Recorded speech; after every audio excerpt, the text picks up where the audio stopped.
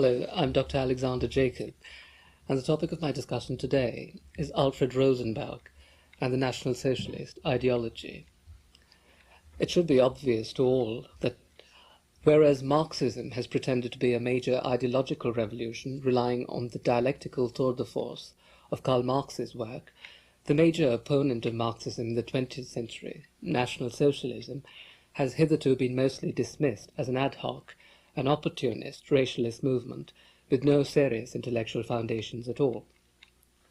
The purpose of my talk is to attempt to highlight the philosophical worth of the National Socialist ideology with the help of the spiritual and political views of the most important Nazi ideologue, Alfred Rosenberg, whose several writings offer the clearest philosophical account of what the new regenerative movement of National Socialism sought to achieve through its doctrine of racial worth and power. Rosenberg was born in Reval in Estonia, one of the Baltic provinces of Russia, in 1893, and his youth was steeped in studies of the Nordic sagas and the works of Houston Stewart Chamberlain. It was Chamberlain's Grundlagen des 19. Jahrhunderts which gave Rosenberg the inspiration to write his own major work, Der Mythos des 20. Jahrhunderts, which was first published in 1930. Rosenberg's early philosophical reading included Schopenhauer, Kant, and Indian philosophy, but when he finished his school-leaving examination at 17, he went to the Technical University at Riga to study architecture. As a student at the university, Rosenberg gave a talk in one of the student societies on the Jewish question, and later, in November 1918, after he graduated, he addressed a public meeting on the related subject of the Jews and their relation to Bolshevism, a topic which later became a major item on the Nazi agenda. Soon after this, Rosenberg left Russia for Germany. Rosenberg's experiences in Russia convinced him that the only social and cultural importance that Russia possessed was what the Vikings and the Hanseatic League and immigrants from the West had given it. The revolution of 1917 meant the defeat of the formative culture of the Nordic peoples at the hands of the Mongols, aided by what he called Chinese and peoples of the wastes, Jews, Armenians, and the Kalmuk Tatar, Lenin. In Munich, which Rosenberg reached in 1919, he met Dietrich Eckart, the anti-Semitic publicist, with whom he readily collaborated. Towards the end of 1919, Rosenberg joined the German Workers' Party, and when the party acquired the Völkische Beobachter as its official organ, Rosenberg was appointed as assistant to Eckart, who served as chief editor. In 1920, Rosenberg published a collection of his earlier anti-Semitic writings as Die Spur des Juden im Wandel der Zeiten, which traced the Jewish materialist roots of capitalism as well as of anarchism and communism. In 1923, Rosenberg replaced the ailing Eckart as chief editor, presumably on Hitler's instructions. When the National Socialist Party acquired full political power in 1933, Rosenberg was given nominal control of the party's foreign policy office. In 1934, he was appointed leader of ideological indoctrination and education. During the war, in 1941, Rosenberg obtained a major political post as Minister for the Eastern Occupied Territories, though quickly, after assuming office, he discovered that he had little real power in his post, and that even his subordinates, especially the Reichskommissar for the Ukraine, Erich Koch, reported directly to Hitler.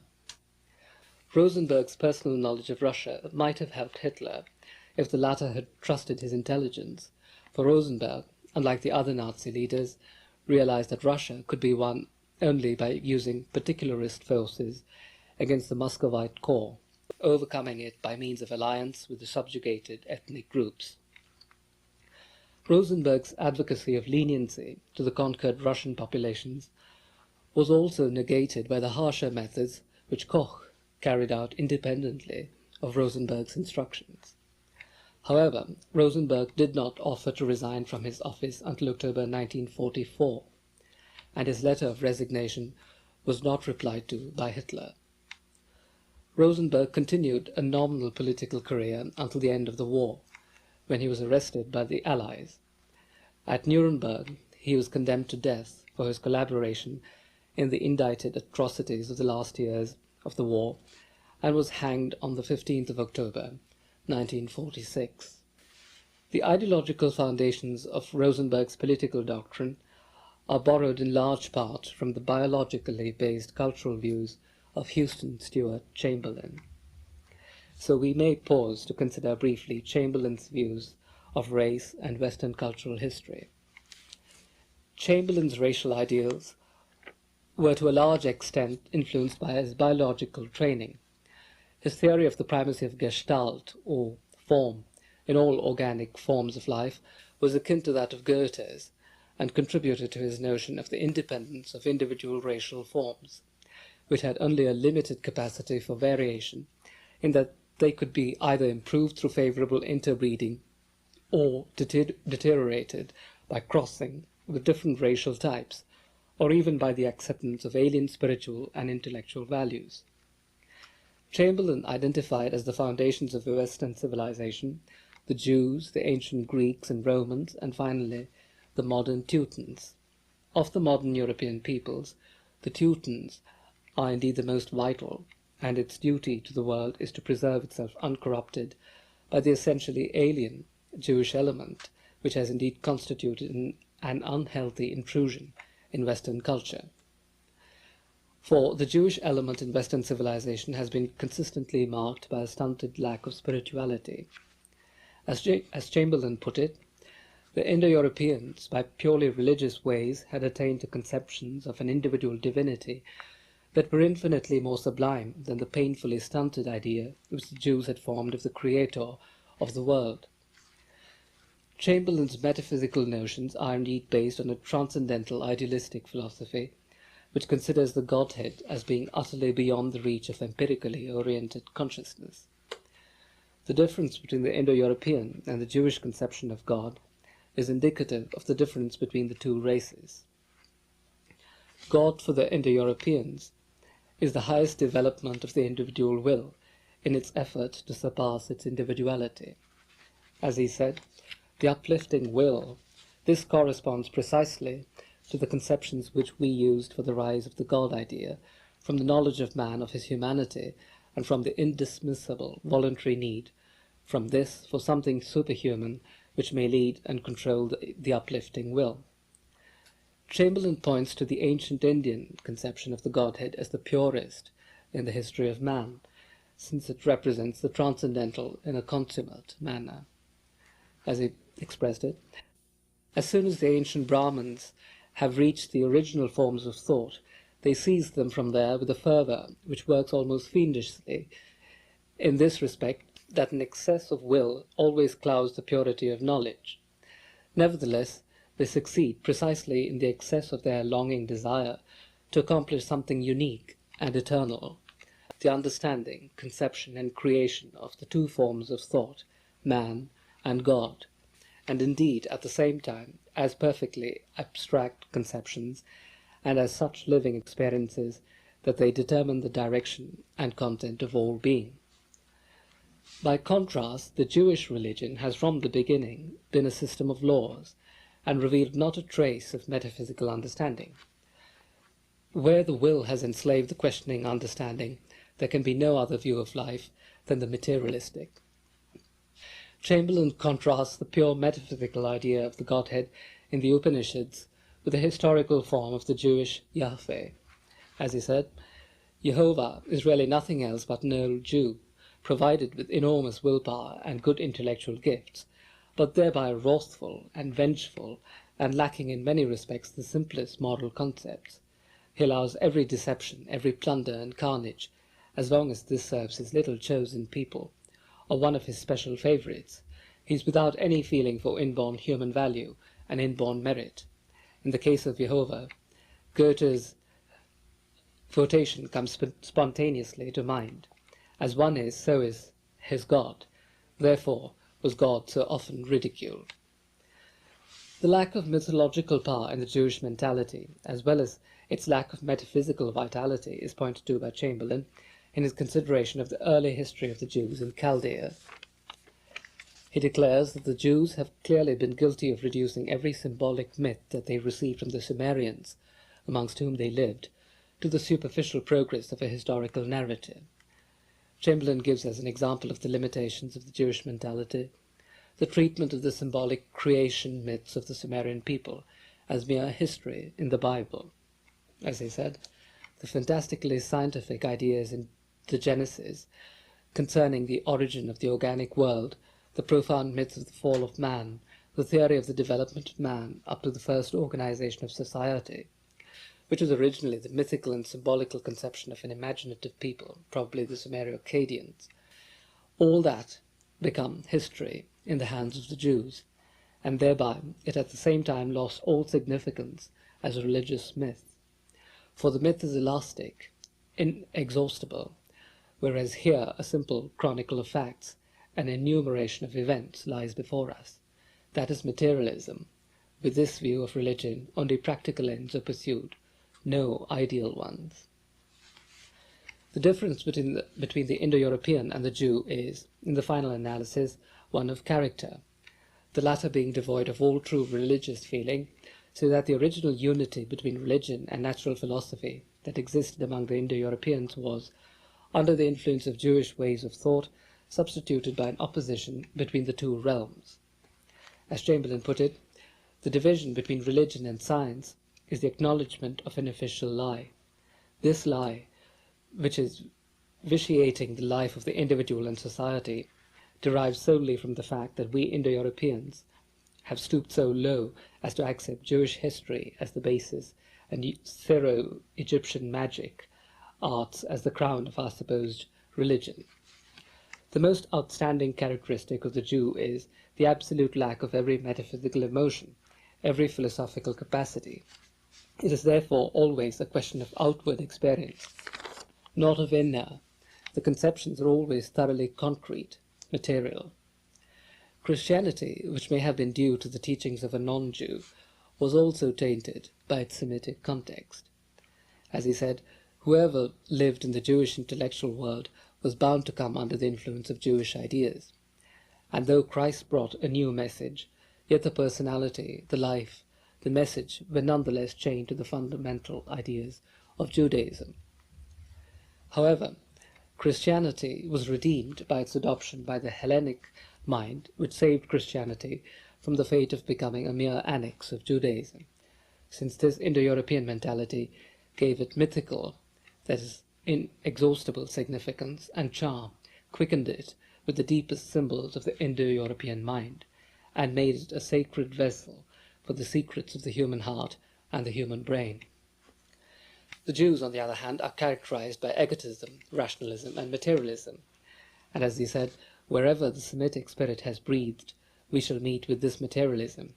With this view of religion, only practical ends are pursued, no ideal ones. It is to provide for prosperity in this world, and aims particularly at power and wealth.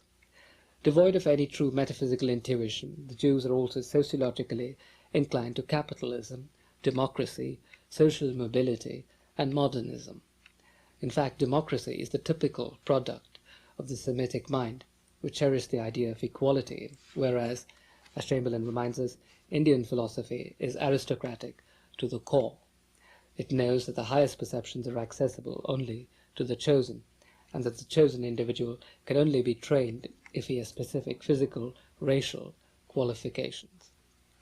The deleterious social effects of the Jewish mind are witnessed in the phenomena of international business syndicates, international socialism, and liberal democracy.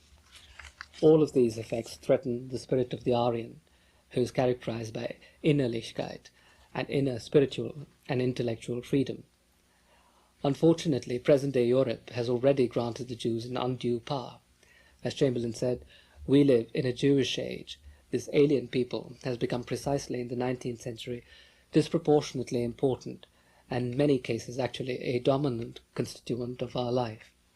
The only way to safeguard civilization is to check this process of Semitizing immediately, and Chamberlain reminds his readers of Goethe's exhortation to Eckermann to deny every communion between Jews and Germans. Chamberlain's views on race and history were repeated to a large extent by Rosenberg. Rosenberg's revulsion for the Jews was prompted by the same lack of spirituality that Chamberlain had recognized in their mental constitution. The basic philosophical difference between the Germanic psyche and the anti-metaphysical thought of the Jewish and Jewish-influenced peoples is elaborated by Rosenberg in his Myth of the 20th century. Rosenberg points to the metaphysical quality of racial manifestation as something incommensurable with physical or merely rational laws. As he said, the life of race does not represent logically developed philosophy, nor even the unfolding of a pattern according to natural law, but rather the development of a mystical synthesis, an activity of soul, which cannot be explained rationally, nor can it be conceived through a study of cause and effect. He points to Herder as a precursor of the same idea when he posited the national consciousness of community as a life-filling experience between the soul and the universe. Yet, while racial consciousness is a link between the individual member of a race, at the same time it precludes any real spiritual communication among the different races, so that racially distinct souls are indeed, as Leibniz pointed out, windowless monads, although they may have windows within their own kind. Rosenberg's concept of race as form is similar to that of Chamberlain. As he said, the organism of a living being is form. That is, it comprehends in itself the appropriateness of its inner and outer structure, the purposefulness of its spiritual and intellectual powers. Form and fitness are organically, therefore, one and the same thing. The first demonstrates the being from the side of experience, the other from the side of rational knowledge. Fitness is an index of the preservation or degeneration of racial forms. As he said, fitness signifies the construction of a living being, inappropriateness its degeneration. At the same time, here lies the means to ennoble the form, or to bring in a crippling of it. More deeply expressed, such a hindering of the manifestation of the form signifies a double sin, a sin against nature, and a sin against the rising inner powers and values. Lamenting the popular misrepresentations of Nietzsche, Rosenberg reminds his reader that Nietzsche's call for a Superman was in fact for a recovery of the Nordic soul in its original type. As he said, type is the time-bound plastic form of an eternal racial spiritual content, a life precept, not a mechanical law. Rosenberg distinguishes the radical difference between the Jews and the Indo-Europeans as consisting in the fact that the former are concerned with what he called Zosein, or the creation, whereas the Indo-Europeans are predominantly oriented to Dasein, the being which precedes the visible world. As he said, this Dasein, however, is the race-bound soul, with its highest values of honor and spiritual freedom, values which determine the constructive division of the other values. This race soul lives and unfolds itself in nature, a nature which assumes certain characteristics while inhibiting others. The strength of race, soul, and nature are the eternal preconditions, Dasein and life, and it is only from them that Zosein is finally produced as civilization, forms of belief, and so on. Only the Indo-Germanic people possess a deep understanding of nature that intuits the identity of the soul with the soul of the world, and thus with the deity. As he said, the Nordic spiritual genotype consists actually of the consciousness not only of the similarity to God, but also of the identity to God of the human soul. The Indian teaching of the identity of Atman, or the individual soul, with Brahman, the universal soul, that the universe is it, since it itself is the universe, was the first great acknowledgement of this fact. The Persian teaching of the mutual struggle of man and of light, Ahura Mazda, showed us the austere northern Iranian conception. The Greek pantheon of gods, as well as the self-mastering teaching of Plato, had its origin in a great soul. The old German God idea, once again, is not at all thinkable without spiritual freedom, and Jesus also spoke of the kingdom of God in us. Opposed to this worldview of dynamic identity between the inner self and the outer world is that of the Jew. His mentality is essentially an overwhelmingly static worldview, which posits a God conceived of materialistically and physically as creating the universe out of nothing. The Jewish mind is one basically prone to a materialistic worldview, and the Jew is basically not free, for the notion of the creation institutes a false dichotomy between God and man, and makes it impossible for the soul of the latter to achieve its true divine dignity. The Indo-Europeans, on the other hand, have always, from the time of the ancient Indians, possessed a dynamic conception of the Godhead as the absolute self, or that aspect of the individual self in which it is entirely free of individuality. As he said, we must perceive that the knowledge of the Indians sprang from a longing for the realization of world coherence or unity, and amounted to a refined and symbolic perception that this knowledge served only as a means to a goal which transcended it. By contrast, he says, throughout his entire history, the Jew has directed his search towards perception in itself, has shunned any metaphysical thinking like the plague. If one takes the trouble to read the Moreh Nebuchim of Maimonides, a giant of enormous erudition, one will see that it is devoid of any real spiritual greatness. Many would mention Spinoza.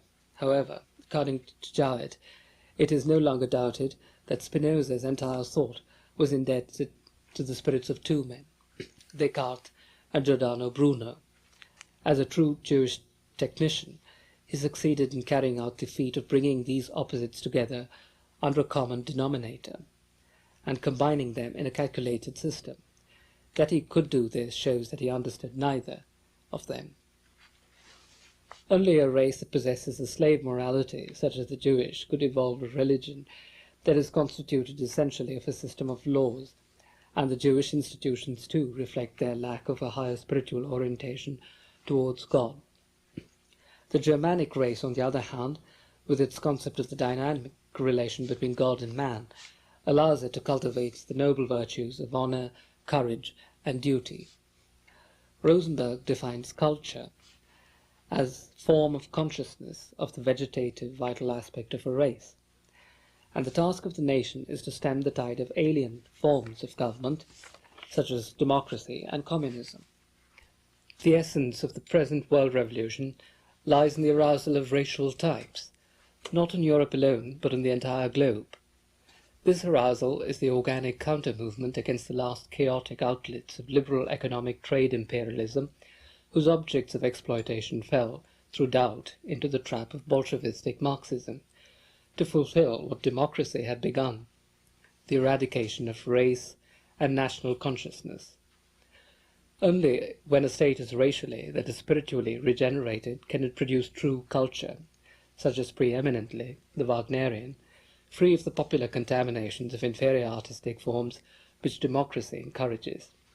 All art and science must be reflective of the mind of the Indo-Europeans alone, and this will entail the discarding also of the abstract mathematical work of the Jewish physicists. Similarly, German music, such as the Wagnerian, must not be contaminated by juxtaposition with the modern Jewish music. The lack of any real conception of a world higher than the present visible one among the Jews is also an explanation of their lack of artistic genius. As Rosenberg put it, the creation of a paradise on earth is the Jewish goal. Cocaine has become religious seriousness and enjoys its resurrection in Jewish Marxism, in its state of the future. From this spiritual mood is explained the greed to this day of the Jewish people, at the same time as their almost complete lack of genuine spiritual and artistic creativity. The Germanic race will be carefully fostered by the exclusion of all Jewish elements from the national life, and by a conscious return to a Germanic nobility constituted of a farmer nobility and a warrior nobility. Rosenberg's emphasis on the blood and the soil leads him to denounce the Jewish urbanistic mercantilism of the present day, and to call for a return to the original agricultural ethos of the German people. While Rosenberg is opposed to an ossified caste society, he nevertheless posits the national concept of honor as the basis of the organization of the new nation. What he is most opposed to is the cancerous commercialism of the liberal age, the rule of international capital through the gold standard, the dictatorship of the stock exchange.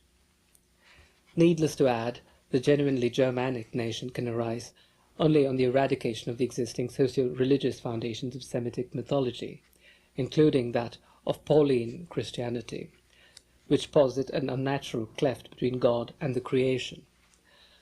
Rosenberg considered Meister Eckhart as an exceptionally spiritual German mystic who was in opposition to the ritualistic magical religion of Rome and Syria.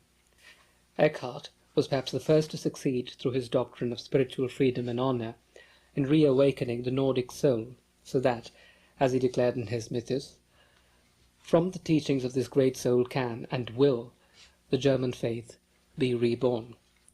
Being a resolute anti-Catholic, Rosenberg denounces the tendency of Catholic schools to propagate its typically obscurantist and anti-nationalistic ideas.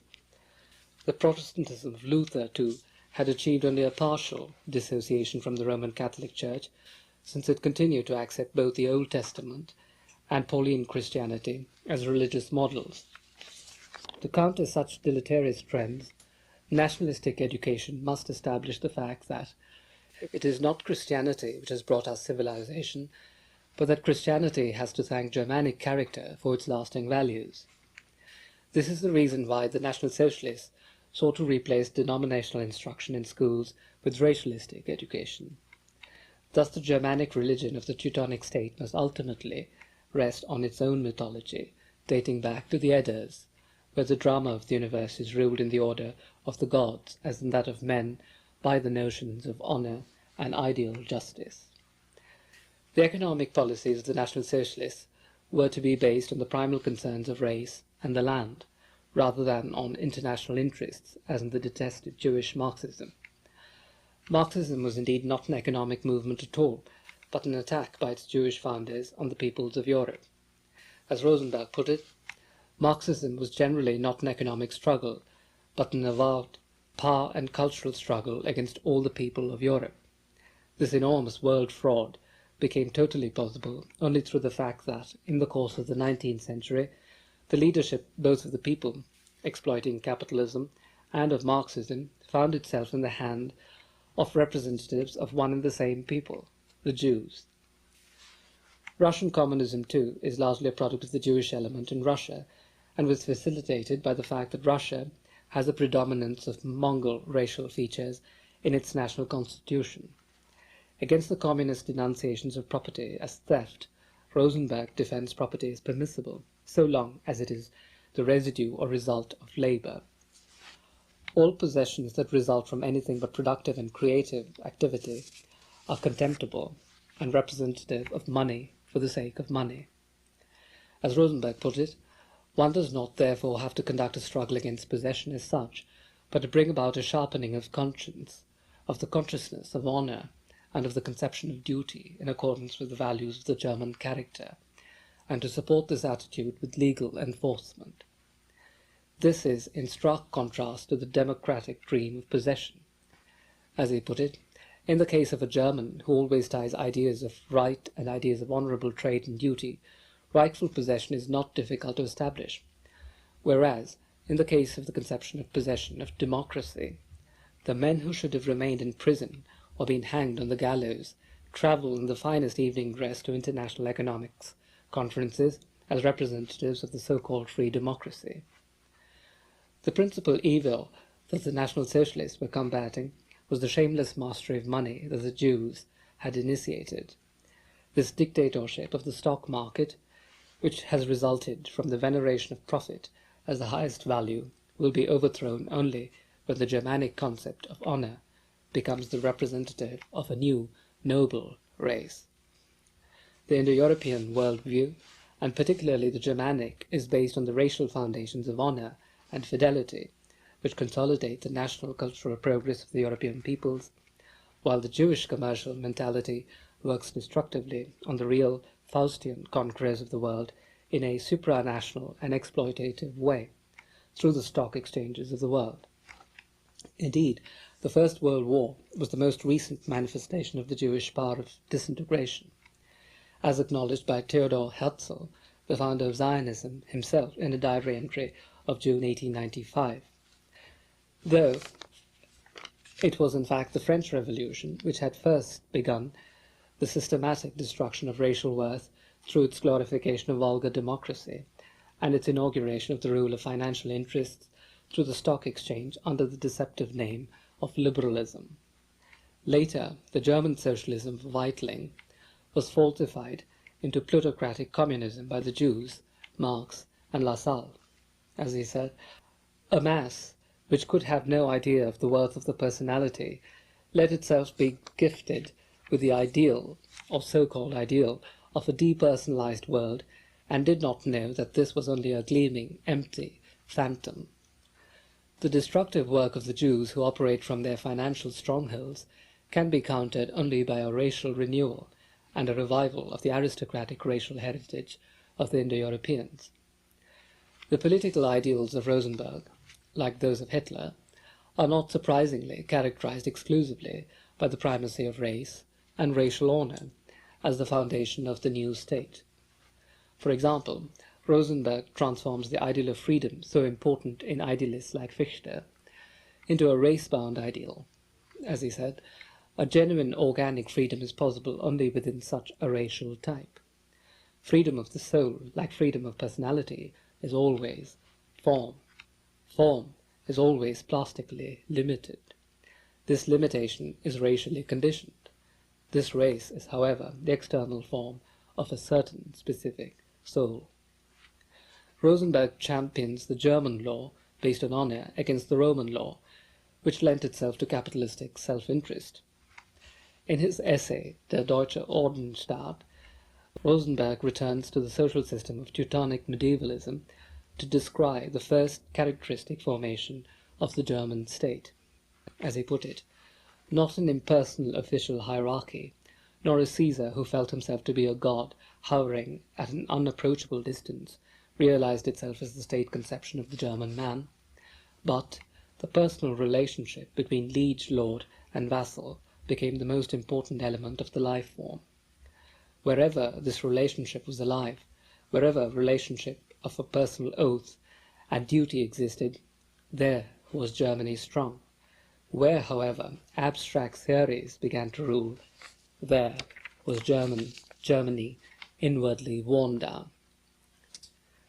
The same close association and devotion that prevailed between the medieval duke and his subjects is to characterize the relationship between the Führer of the modern nationalist movement and the people. Neither a monarchy nor a republic, the new state will be what he called a state of the German order. As he put it, the National Socialist movement has resolved to select and join together from the total of 70 millions a corps of men which has the special delegated task of state leadership, whose members grow into the notion of an organic politics from youth onwards, try themselves in the form of the political party, then strive together for that which is certainly not possible to be realized on earth in every individual case, but which must nevertheless remain the unshakable goal of the whole, to feel authority and proximity to the people as identical, and to shape life and state accordingly. Although the centralization of power in the Führer and the medieval form of the state make the new form of government virtually a monarchy, it will be what he called a monarchy on republican foundations. Rosenberg insists on service to the state as a prerequisite for political participation, rather than the senseless universal suffrage of democratic parliamentarism. Talent, rather than economic or social situation, will determine a person's contribution to the political career of the country. The German order would consist of men who had distinguished themselves by achievements in the service of the nation, no matter in what field, and this order would elect the leader of the nation from its own ranks for life. The parliament would be transformed into an advisory body to the government and would be made up of individuals elected on the sole principle of personality by the leaders of cooperative bodies, such as the army, peasants' associations, businessmen, university professors, bureaucrats, and other liberal professions. The local chapters of the order, such as the guilds, would also be able to nominate candidates to the parliament. This process would ensure the rise of creative individuals within the disciplined system organized by the order and the leader of the nation. The principle of transferring the actual government discussions from the General Assembly to a council is old, appearing already in the Homeric Greek epic and in the German sagas, and will ensure the continuity of the new state form through its elite structure. It may be noted here that the actual realization of the medieval system of an order was accomplished more dramatically by Heinrich Himmler, whose SS organization was fashioned as a modern descendant of the order of the Teutonic Knights of Prussia, who embodied the concept of militant spirituality and actively undertook the colonization of the East. The discipline, loyalty, and honor required of the SS men were characteristic of not merely a soldierly caste, but a spiritually attuned one, for Himmler's movement, like Hitler's in general, was indeed a quasi-religious one. The Eastern expansion itself was geared to a large-scale resettlement policy, which would use the East as the nursery of the new Germanic race, which could not thrive in the decadent urban West. Himmler clearly designated the Soviet war as a racial war, which was part of a larger projected struggle with barbaric Asia. If, in view of this hardened version of the state of the German order realized by Himmler, it is objected that the glorification of the elitist state lends itself rather easily to tyrannical excesses, such as systematic extermination of all peoples not conducive to the regeneration of Aryan society, I may point out that Rosenberg, at least, did what he could, when he served as minister for the Eastern occupied territories, to mitigate the translation of his own anti-Semitism into uncompromising reality by those who more directly followed Himmler's plans. I may add also that Rosenberg's final observations in his work, sketched in the Nuremberg prison, called Letzte Aufzeichnungen, reveal a slightly modified form of his earlier views on statecraft. He reverts, in fact, to a more democratic method of the election of the Reichspräsident or Reichsführer, an office which would henceforth be divorced from that of the Reichskanzler. The army will be under the command of the former, and not of the latter. The Reichskanzler will be responsible for the government and representation of the people, along with the Senate and the Parliament. The Senate will be constituted of men above 40 years, who are delegated and nominated from the various professional organizations, while the members of Parliament are to be voted from 500 voting districts within the Reich. The Senate and the Parliament may, with a two-thirds majority, remove the Reichskanzler from power and call for a new election. We note immediately that Rosenberg's new proposal reduces the powers of the Reichskanzler by subjecting them to an elected parliament as well as the Senate, though the institution of the Senate itself is virtually the same as that of the German order projected by Rosenberg in his earlier essay. As regards the population of the people themselves, Rosenberg continues to distinguish between state citizens and state dependents, and grants the electoral right only to the former.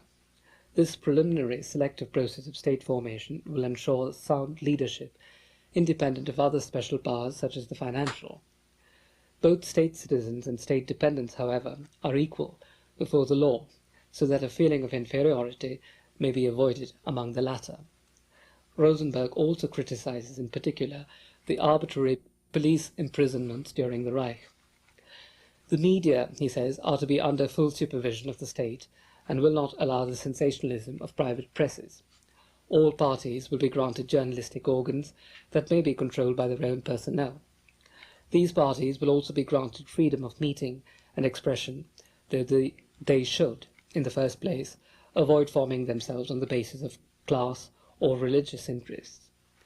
Rosenberg's championing of the party system in his last work is contrary to the anti-party attitude of not only the National Socialist movement, but also of the neo-conservative thinkers of the Weimar Republic. Rosenberg also tolerates trade unions in his final political sketch, but under the condition that they may continue to operate only so long as they are organized on the basis of reciprocal cooperation between employers and workers. All professions and cultural groups may form their own unions. The young people should be oriented in their education and organizations to self-discipline and the consciousness of the value of national unity, since they indeed represent the leadership of the future. As regards Rosenberg's foreign political views during the Reich, he proposed a Nordic Europe with Germany as the central part of the continent, ensuring the south and the southeast.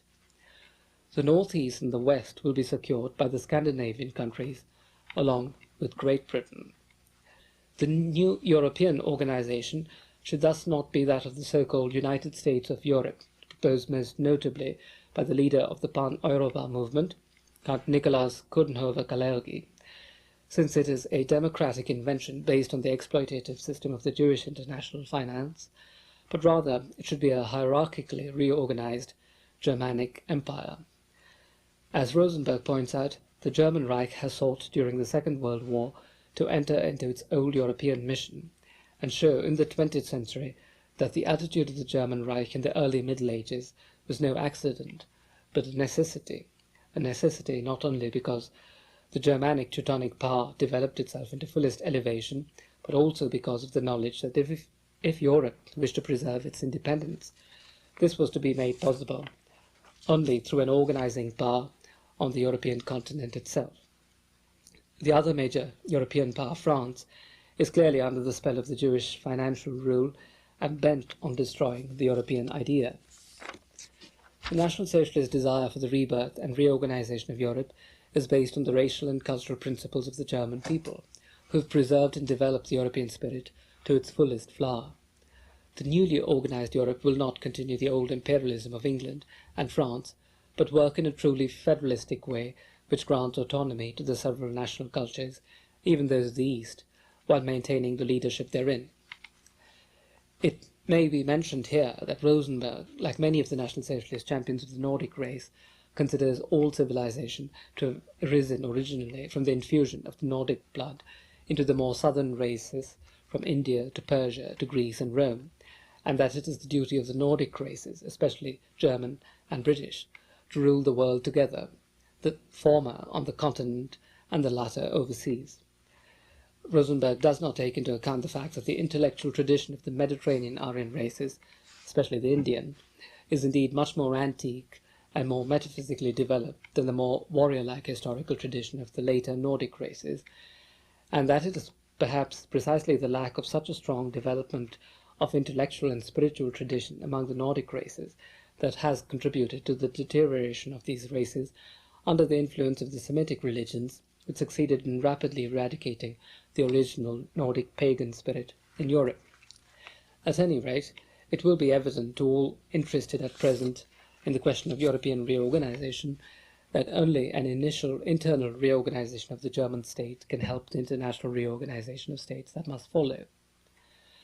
A precondition of this European Renaissance is naturally a renewed understanding of the spiritual and cultural distinction of the European peoples, and of the need to preserve this excellence, at any cost, from the debilitating moral corruption and economic exploitation of the Jewish nature that has already infused it to such an alarming degree. Germany, in spite of its current liberal democracy, still has a powerful tradition, both intellectual and historical, of aristocratic, organic politics, and the guidance of the European affairs should necessarily be undertaken by it, along with the full participation of the other major centers of European culture, that is Great Britain, Italy, and France, after these have been relatively liberated from their Jewish bonds. The steps that were outlined by Rosenberg in his early work, Die Spur des Juden im Wandel der Zeiten, or the Trace of the Jew in the Course of the Ages, to counteract the Jewish danger may still serve as a guide for future European leadership. Rosenberg declares in this work that it should be established by German legislation that the Jews are recognized as a nation living in Germany. Religious confession or lack of confession play no role.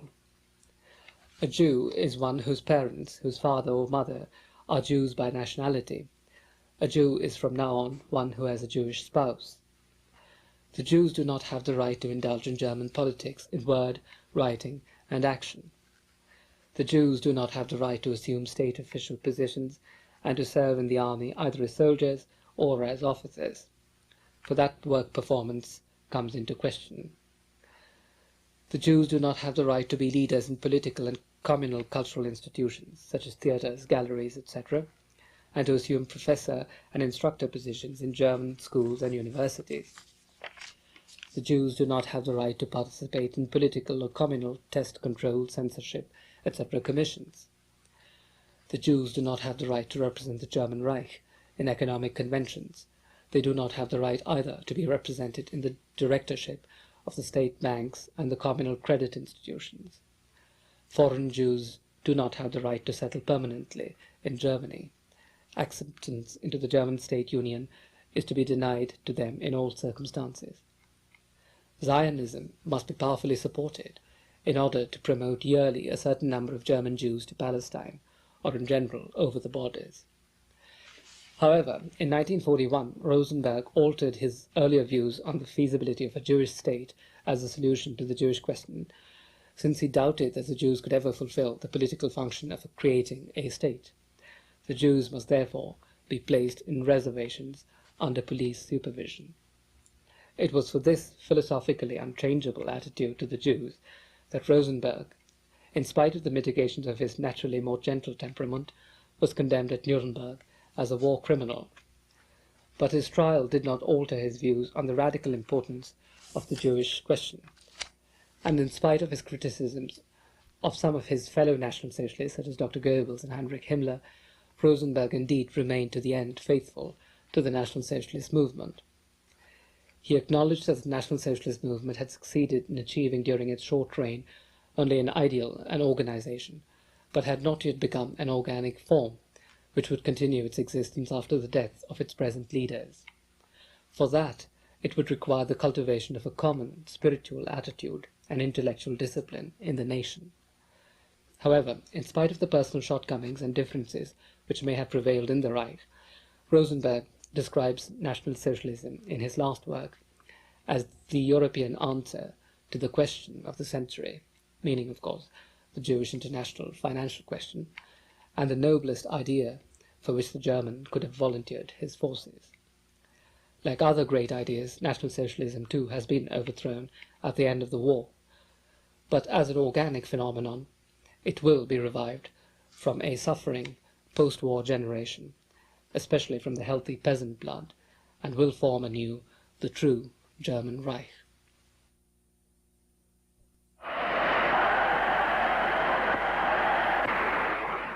Das ist unser unerschütterlicher Glaube an uns selbst.